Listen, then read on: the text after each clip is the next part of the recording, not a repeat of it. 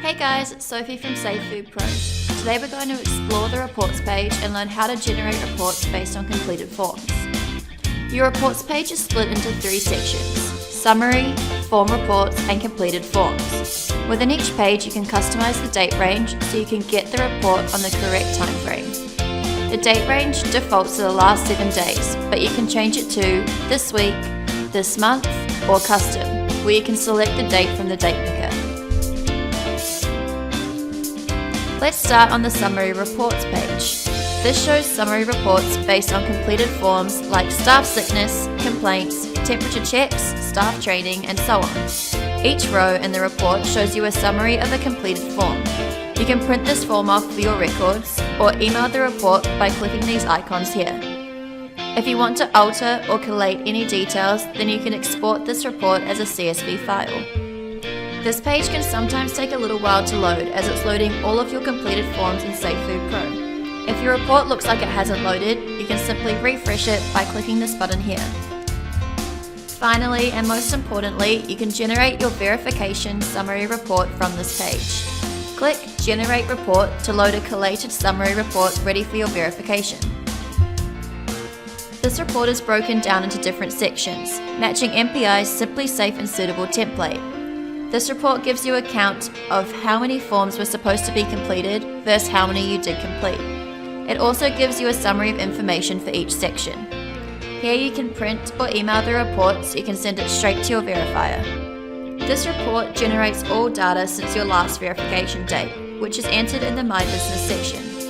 If no date has been entered here, then it grabs all the data that you've entered since you've joined Safe Food Pro. The reports in the summary page aren't on every form in Safe Food Pro, so if a report you're looking for isn't here, then we can head over to the form reports page. Form reports are reports based on every form in your Safe Food Pro account. Here you can gather data based on each form, even your custom forms. To load a report, just click the green page icon. Let's look at my daily cleaning task report. This is a list of all the daily cleaning task forms completed in this date range. Here you can see the date the form was completed, the questions and answers within the form, and who the form was completed by.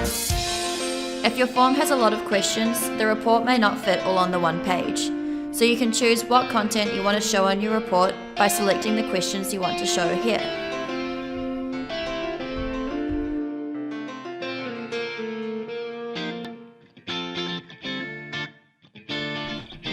Let's check out what the report looks like now.